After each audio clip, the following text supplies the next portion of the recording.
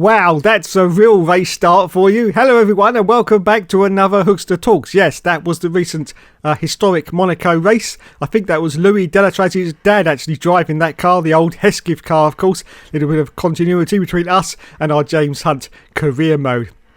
So yes, it's time for Monaco, the jewel of the crown of Formula 1. Only these days it's more like a pain in the arse because it's just not exciting anymore. It's just not exciting, and I do believe a lot of that has got to do with the cars. The cars just aren't suited to this tight and twisty circuit anymore. It was far better suited to the cars from the 50s and the 60s, but these modern cars just don't seem to cut it, and unfortunately it means that no one can get past, so there'll be no overtaking, and it'll probably only be a one-stop race, and that'll be it once again. Unless of course it rains or Nikita Marzipan does something stupid again. Anyway, so there we are, Monaco, jewel of the crown. Unfortunately, Monaco used to have this, and quite a lot of this. But unfortunately, these days, it just doesn't happen either. And so it makes for a very, very boring motor race indeed. I think they should have brought the sprint race qualifying into Monaco. How exciting would that have been? Because no one would have been able to get past. We'd have had grids all mixed up all over the place. It would have been absolutely fantastic. But of course, they're not going to do that, are they? No. Now, of course, one of the exciting things is that McLaren are going to be bringing a one-off livery to Monaco, the old Golf livery, and it looks absolutely gorgeous, you have to admit. Absolutely gorgeous. What do you think about it in the comments, everyone? But I think it looks beautiful. Now, of course, I do remember this livery was available, I think, in the original Project Cars back in 2015. And I do believe there was a Golf 1000 championship in those little cars that were sort of not Formula 1 cars, but trying to be, that you had to compete in before you managed to get up into the higher levels. I think that was in Project Cars anyway. And that was a fantastic little car. And that had, of course, that beautiful Golf livery all over it. So it's great to see it make a comeback in real Formula 1 once again. Unfortunately, it's only a one-off. It's not going to go for the whole of the season, but it's great to see that happen on the cars. Now, of course, also just been hearing that Lando Norris has signed a multi-year deal to stay at McLaren. I always get a little bit nervous about multi-year deals because, of course, what happens if the car suddenly loses performance? I mean, it should be okay. They've got the Mercedes engine in the back of that McLaren now, so things are looking good. And you have to say that Lando Norris has been doing really well, and he has certainly bested his teammate Daniel Ricciardo so far in this year's championship. So hopefully he will go on to great things. I just have a little issue with confidence with Lando Norris.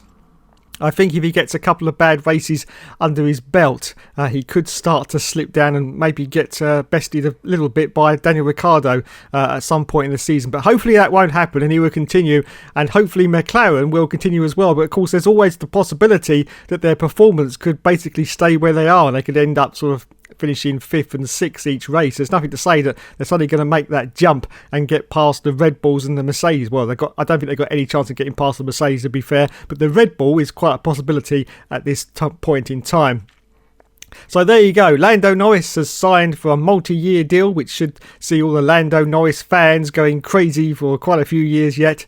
Now, of course, the next person to talk about really is Nikita Marzipan. Yes, Nikita Marzipan.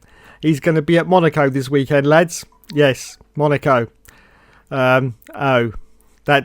could be a problem. That could be a problem, especially if anyone's behind him. Now, is he going to actually finish a race this time? Do you think he's going to finish, or do you think he's going to crash out in the first lap again? Well, I personally don't think he's going to finish at all. I have to say, I have no idea how this bloke got into Formula 1, to be honest. I have no idea. It's clear that the talent level is very, very low indeed. Very, very low indeed. And he just seems to be a laughing stock at the moment. I think Gene needs to have a serious look at the fact that, you know, that bringing money into the team doesn't mean everything if your car doesn't actually finish at the end or actually get past lap 1.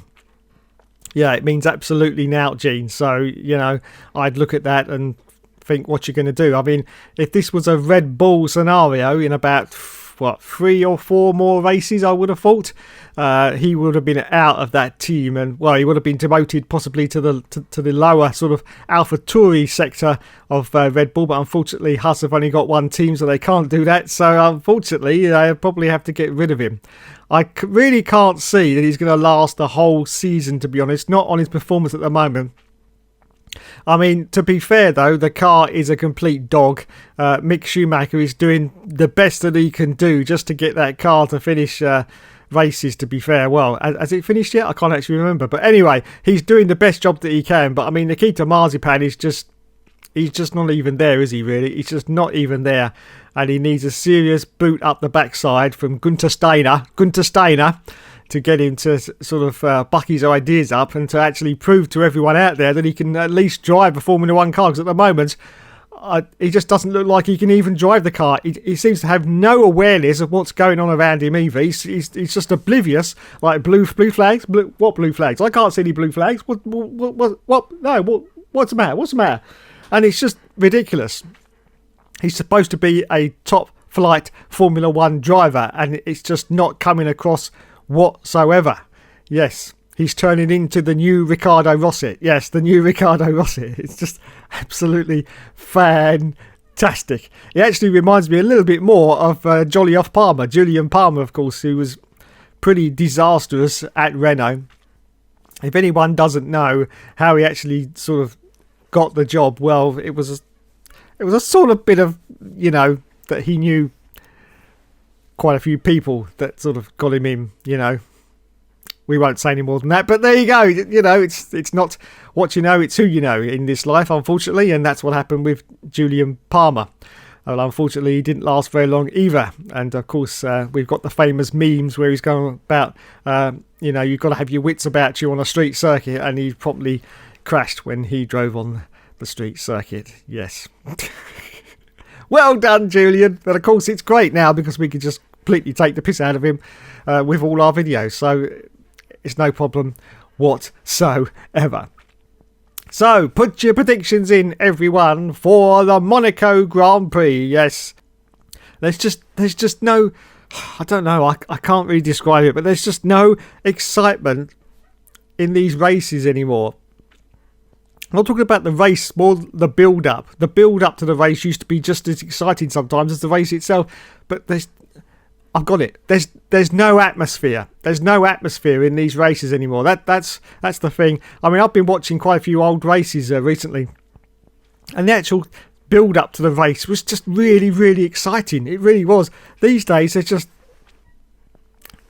some boring commentator with a big screen behind him pointing out points of view that have happened in practice and qualifying, and that's about it.